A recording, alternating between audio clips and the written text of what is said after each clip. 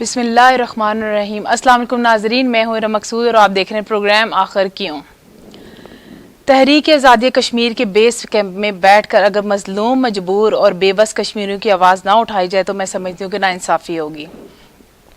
گزشتہ 74 سالوں سے مظلوم کشمیری وطن عزیز نے پاکستان کے لیے قربانیوں کی لازوال داستانیں رقم کیے ہوئے ہیں۔ ہندوستانی افواج نے نہ صرف انسانی حقوق کی پامالیاں کی ہیں بلکہ اپنے ہی بنائے ہوئے آئین کو توڑ کر کشمیر کی حیثیت کو تبدیل کیا اور دنیا کی سب سے بڑی جیل میں کشمیریوں کو قید کیا ہے، اور اس قدر ظلم و بربریت کی کہ انسانیت بھی شرما جائے۔ اس کے بعد ہم بات کریں گے کشمیر کے حوالے سے۔ ہمارے آج کے معزز مہمان ہیں صدر ریاست جموں و کشمیر جناب سردار مسعود خان صاحب، ہمارے پروگرام میں تشریف فرمائیں۔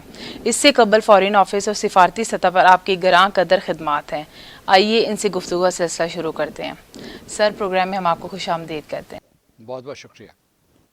بھارتی آئین کے تحت مقبوضہ کشمیر کے سٹیٹس کی تبدیلی کے بعد اب آزاد کشمیر کے سٹیٹس کی تبدیلی اور گلگت بلتستان کو صوبہ بنانے کی بازیکش سنائی دے رہی ہے، ایسے وقت میں جبکہ پاکستان مسلسل اس موقف کا اعادہ کر رہا ہے کہ پوری ریاست جموں کشمیر ایک متنازع خطہ ہے جس کا فیصلہ اقوام متحدہ کی قراردادوں کے مطابق ہونا باقی ہے۔ اس بارے میں آپ کا کیا موقف ہے؟ گلگت بلتستان جموں و کشمیر کا حصہ ہے اور اس سلسلے میں کوئی کسی قسم کا اختلاف رائے نہیں ہے، یعنی خود گلگت بلتستان کے لوگوں سے پوچھ لیں، وہ اپنے آپ کو جو ہے جموں و کشمیر کا حصہ مانتے ہیں۔ لیکن یہ ہے کہ گلگت بلتستان کے لوگوں کا یہ مطالبہ رہا ہے کہ ان کی اس مخصوص حیثیت کو ختم کر کے انہیں صوبہ بنایا جائے، اور انہوں نے اس سلسلے میں جو اپنی اسمبلی میں قراردادیں بھی پاس کی ہیں، مطالبے بھی کیے ہیں، اور ان کی تمام سیاسی جماعتیں یہ مطالبہ کرتی ہیں۔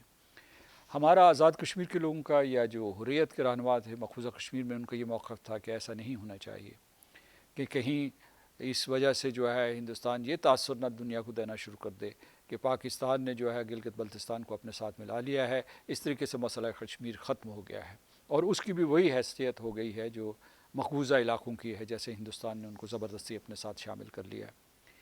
تو لیکن اس کے باوجود جو قرارداد گلگت بلتستان اسمبلی نے پاس کی ہے، اس میں ان کا وہ صوبہ تو ضرور بننا چاہتے ہیں، اور صوبہ وہ پہلے سے ہیں۔ ایک اعتبار سے دیکھیں تو وہاں گورنر اور چیف منسٹر، وہاں پاکستان کا جھنڈا لہرایا جاتا ہے، آزاد کشمیر میں آزاد کشمیر کا جھنڈا ہے، پاکستان کا جھنڈا بھی ساتھ ہے، لیکن آزاد کشمیر کا الگ جھنڈا ہے، الگ آئین ہے، الگ اسمبلی ہے۔ تو کہنے کا مطلب یہ ہے کہ وہاں بھی انہوں نے یہ کہا، یہ شرط عائد کی ہے کہ وہ اس قسم کا صوبہ چاہتے ہیں کہ جب رائے شماری ہوگی اقوام متحدہ کی قراردادوں کے مطابق تو وہ اس میں شرکت کریں گے، یعنی وہ اس قسم کا جو ہے جس کے کنڈیشن، اس شرط کے ساتھ جو ہے وہ ایک صوبہ مانگ رہے ہیں، اور وہ ایک عبوری صوبہ مانگ رہے ہیں، ایک آئینی صوبہ نہیں مانگ رہے۔ اب میں سمجھتا ہوں کہ یہ جو آزاد کشمیر کے سلسلے میں جو قیاس آرائی ہو رہی ہے وہ بے وقت ہے، بے محل ہے، اور اس سے اجتناب کرنا چاہیے، کیونکہ اس کے سلسلے میں کوئی اس قسم کی تجویز سامنے نہیں آئی، اور اسے جو ہے گلگت بلتستان سے جوڑنا مناسب نہیں ہے اس وقت۔ جناب صدر، آزاد کشمیر میں آئینی طور پر صدر کے جو اختیارات ہیں وہ پارلیمانی طرز حکومت میں کس قدر مؤثر اور بااختیار ہیں، اس وقت کہ جب آزاد کشمیر کی حکومت اس بات کا اکثر دعویٰ کرتی رہتی ہے کہ آئینی ترمیم کے آزاد کشمیر میں اختیارات کا اضافہ ہوا ہے؟ آپ اس کے بارے میں کیا کہیں گے؟ آزاد کشمیر کا صدر آئینی سربراہ ہوتا ہے، اور میں سمجھتا ہوں کہ یہ جو گزشتہ 5 سال گزرے ہیں، 5 سال مکمل ہونے والے ہیں، اس میں آئینی سربراہ کے طور پر میں نے کئی فرائض سر انجام دیے ہیں۔ ایک یہ کہ میں نے پارلیمنٹ کے ساتھ قریبی تعلقات رکھے ہیں، اس کے بعد قائد حزب اختلاف اور قائد حزب اقتدار کے ساتھ میرے مثالی تعلقات رہے ہیں، اور دوسرے یہ ہے کہ میں نے اداروں کے درمیان جو آئینی ادارے ہیں ان کے درمیان توازن برقرار رکھنے کی کوشش کی ہے، اور اس سلسلے میں ہمیں کامیابی ہوئی ہے۔ پارلیمانی جمہوریت میں جو انتظامی اختیارات ہوتے ہیں یا جو چیف ایگزیکٹو کے اختیارات ہوتے ہیں وہ وزیر اعظم کے پاس ہوتے ہیں، اور وزیر اعظم صاحب نے بھی اپنے فرائض نبھائے ہیں۔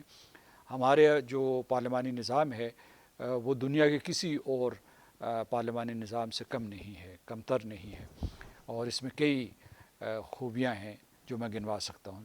دوسرا سوال یہ ہے آپ کا کہ 13ویں ترمیم کے بعد آزاد کشمیر کے پاس، ریاست آزاد کشمیر کے پاس کیا اضافی اختیارات آئے ہیں؟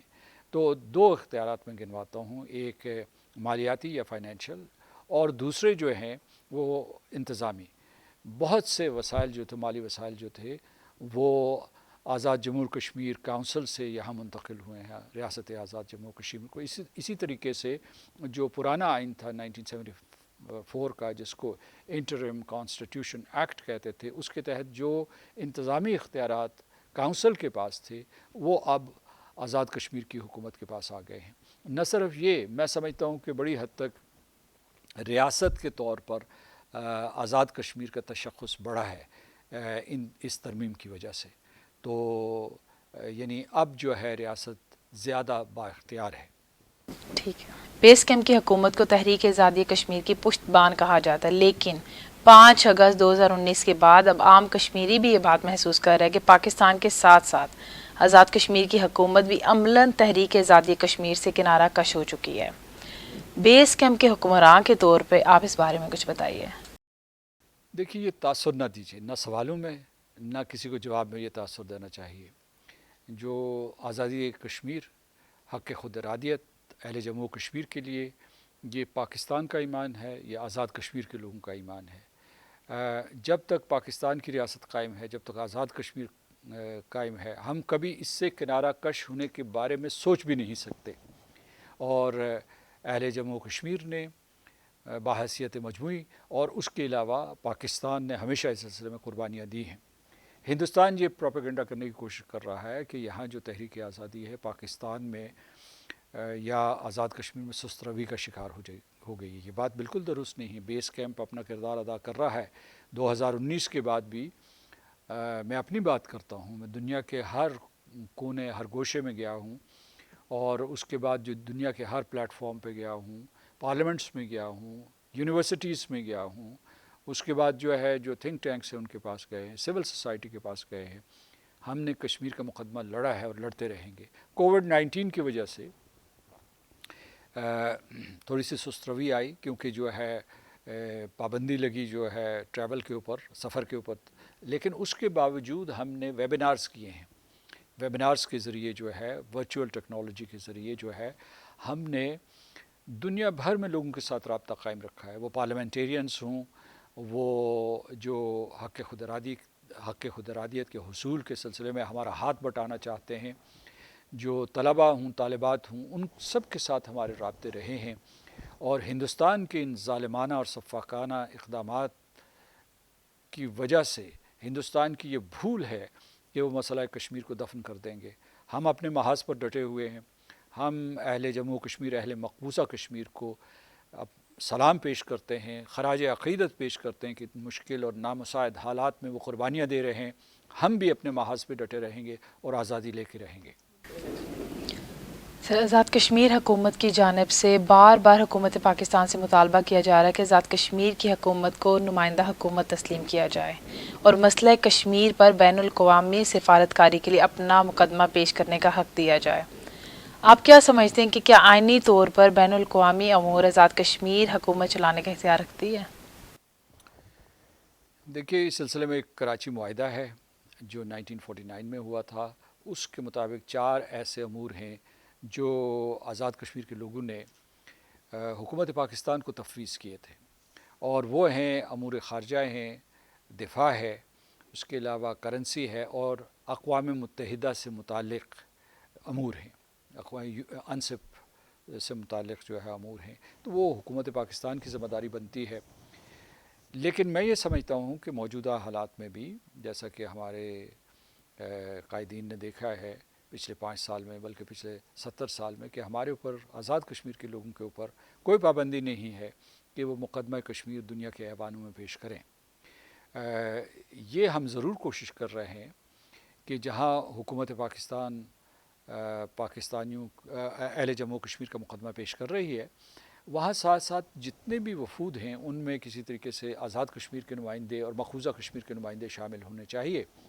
اور جو یعنی کوئی اس قسم کا آزاد کشمیر کو بھی اسٹیٹس ہونا چاہیے جس کے ذریعے وہ اپنا مقدمہ براہ راست پیش کر سکے۔ اس سلسلے میں گفت و شنید ہوتی رہتی ہے، بیانات ہوتے رہتے ہیں۔ میں لوگوں کو یہ مشورہ دے رہا ہوں کہ جب تک یہ مرحلہ آتا اس وقت تک آپ یہ کریں کہ جو اختیارات آپ کے پاس ہیں ان کو استعمال کریں، اور حکومت پاکستان اس سلسلے میں آپ کی معاون ہے، مخالف نہیں ہے۔ ایک یہ چیز میں آپ کو کہہ رہا ہوں۔ اس سے زیادہ ایک اہم نقطہ یہ ہے، میں نے یہ کہا ہے، بارہا کہا ہے، کہ اگر کوئی مذاکرات ہوتے ہیں، دو طرفہ مذاکرات ہوتے ہیں، یعنی دو طرفہ سے مراد میری ہندوستان اور پاکستان کے درمیان ہے، یا جو ملٹی لیٹرل ٹاکس ہوتی ہیں نیو یارک میں، جنیوا میں، یا کسی اور جگہ پہ، یا کوئی تھرڈ پارٹی میڈیشن ہوتی ہے، ثالثی ہوتی ہے، تو وہاں کشمیریوں کو ضرور بٹھائیں۔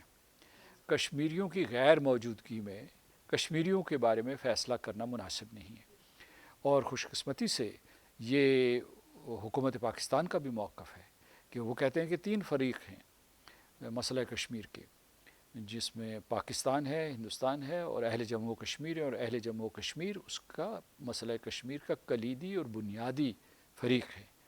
تو اگر وہ غیر حاضر ہو، اگر اس سے پوچھا ہی نہ جائے اور فیصلہ کر دیا جائے، تو پھر یہ غیر جمہوری طریقہ کار ہوگا۔ جو اقوام متحدہ کی قراردادیں ہیں وہ ایک جمہوری طریقہ کار آپ کو دیتی ہیں۔